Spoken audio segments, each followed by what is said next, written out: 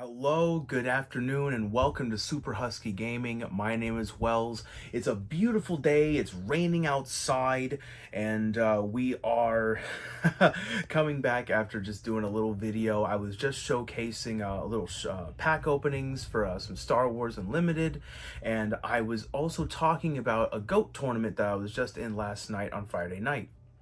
And I came in first place, and I was telling you how I wanted to showcase that deck, and I'm going to showcase it for you right now. So behold the first place my first place locals chaos control deck that came in first place because I won the first round through a goodbye. So we'll start off with the monsters. The Sinister Serpent, the Magician of Faith, 2 Night Assailants, which I really liked. These came in handy more as like man-eater bugs and being able to like use their destruction effects more than like discarding them. And mainly because I was able to use them with 2 Tsukuyomi. I really love Tsukuyomi. It's perfect for your own monsters, and it's good for dealing with your opponent's stuff.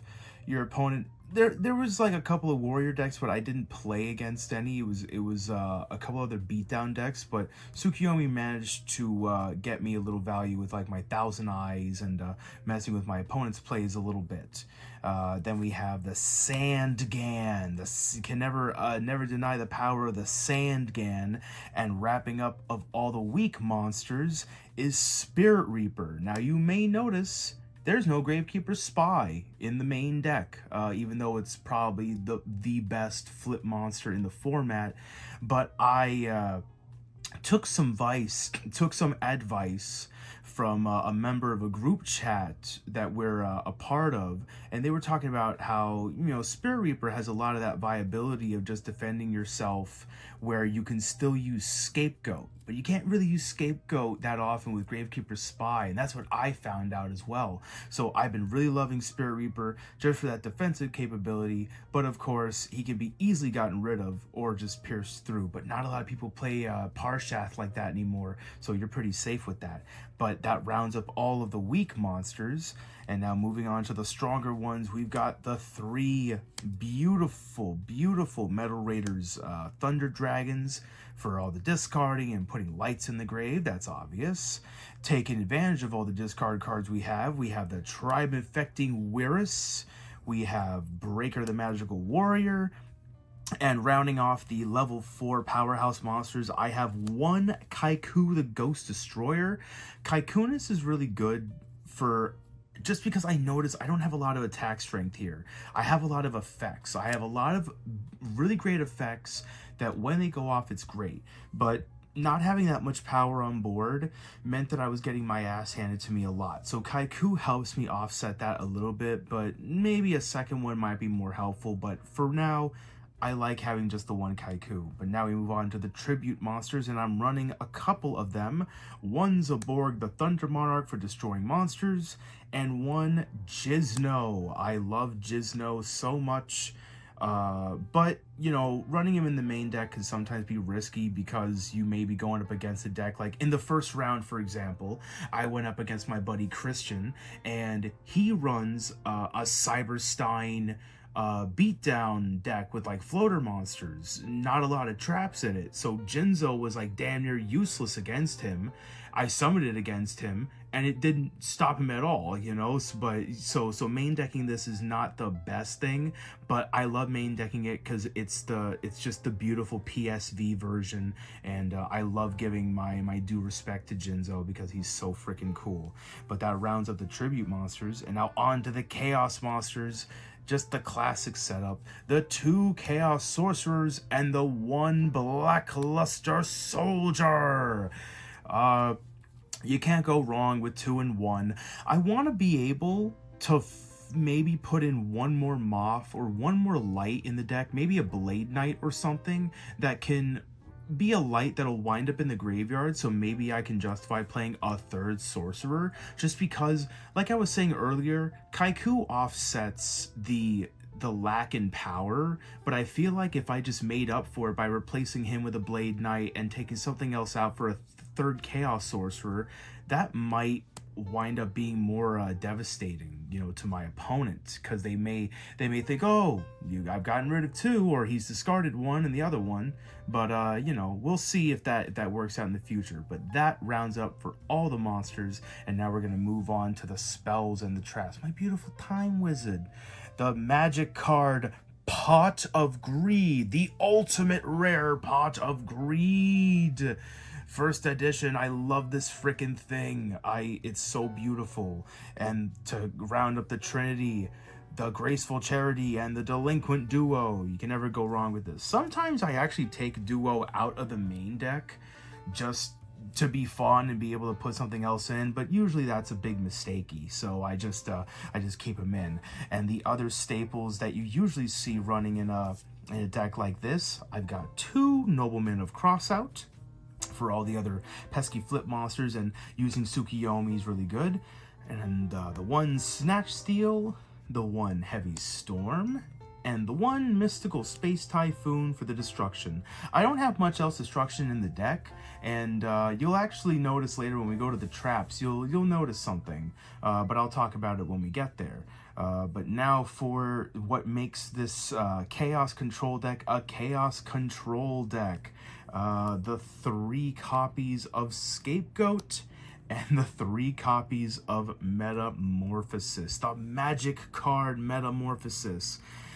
This is kind of the reason why I won some rounds and why I lost some rounds, because I wound up locking myself with Thousand Eyes a little early in one game, and that wound up losing me that game. Didn't lose me the match, but it lost me a single game, and you never know. Sometimes that could have been a round 3, you never know. But that is what I like, for the Chaos Control, and 3 and 3 is just the classic, But King Tiger Wangu totally screws up the Scapegoats. But to round off the spells, I've got one last spell, which I actually managed to use in the tournament and win a game with it. Monster Reincarnation. I really like using Monster Reincarnation. Being able to get back your Chaos Monsters or a Tribe Infecting Virus or anything, like ditching your Sinister Serpent or your Night Assailant, your Thunder Dragon. I've got all these discardable cards, and I want to be able to use them for something a lot more than just Raigeki Break and Tribe Infecting Virus. And this is that other card that it's sometimes a hit or miss, but more often than not, I manage to hit with it. But that does it for all of the spells, all the magic cards. And now we move on to the trap cards of the deck. The trap lineup isn't really big, but it's substantial. 2 Raigeki Breaks. I'm not running 3. I found 3 to maybe be a tiny bit cloggy, seeing as how I'm running the Monster Reincarnation. Having too many discard outlets would spell trouble for me, and taking that gamble managed to win for me. And then we have 2 Trap Dust Shoots. Trap Dust Shoots really good. I sided... The thing is, I usually don't side out both when I side. What I'll do is I'll take out one and I'll keep the other one, because I kind of start thinking that, well, the luck of my deck is just going to start screwing me, and I'm either going to see one of these in the late game, or I'm not going to see any of them in the early game. So I take out one and stick with the other to make room. And for the last of the staple traps, I have Ring of Destruction. Freaking awesome. But that's not the last of the traps. No, the last of the traps is reserved for a personal favorite of mine, a card that I managed to use and actually win a game with, Divine Wrath. Yeah! I mean, again, much like Monster Reincarnation, having discard outlets and but more often than not, I actually wound up discarding Divine Wrath more than I discarded Monster Reincarnation, just because as a counter trap, people will just be like, well, you might as well just play Solemn at that point. Yeah, but Solemn doesn't stop like monster effects, and it's like, well, you could stop the summon. It really just depends. But I like being able to catch my opponent off guard and being able to stop an effect without having to lose life points and having free discard outlets really is awesome. That's why I love these cards. But that, my friends, rounds up the main deck. But we're not quite done yet. I'm going to now showcase the side deck, because for the tournament, the side deck actually came in handy. So we'll start off with the top 3 monsters of the side deck. My Gravekeeper's Spy. What I liked to do, pardon me while I get more comfortable. What I liked to do is I really liked taking out the 3 metamorphosis and the 3 scapegoats for spies, because people were citing in things like King Tiger Wangu and other things like that to deal with the scapegoats. And so I figured, well, I can just put in spy and, they're still going to have knock, but I have so many other flip monsters that maybe they'll have spies of their own. I could screw them over. But I love spy as a defense. But actually, the spy was not the real MVP. No, the real MVPs of the tournament were not this guy, not freaking Kaiku. I'm running 2 more Kaikus just if I want to put those in for the mirror match.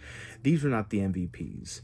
The real MVPs of this tournament were none other than my Karibos. My beautiful friend Karibo came to my rescue and saved me in one game, and although I won another game before I was able to use Karibo's effect, if I had been attacked successfully by my opponent, I would have been able to use Karibo to save myself. So I love Karibo a lot. He's wicked. He's a fiend, and he's also a dark, that's the best part, is the fact that he's a dark monster. And being level 1 also means that, like, I don't know, on the off chance where you gotta sneak out a metamorphosis play, Karibo is a viable target.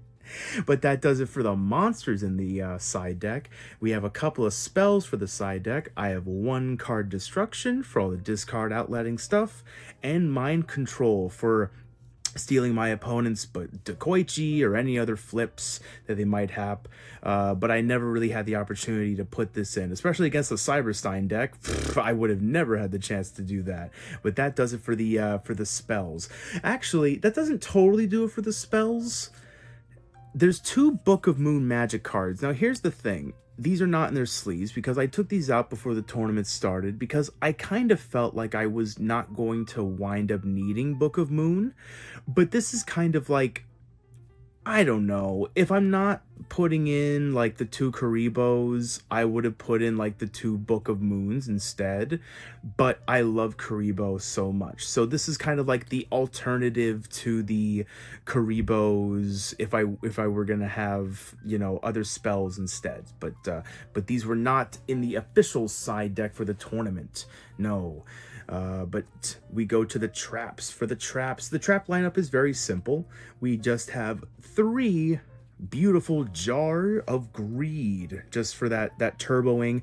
I don't think I saw any of these, and I swished them in so many freaking times, and I never once drew one, which was all right because, I wound up winning, but it's like, I would have loved to see Jar of Greed. You always want to see the cards that you're sighting in. Like, what am I sighting you in for if I'm not going to see you?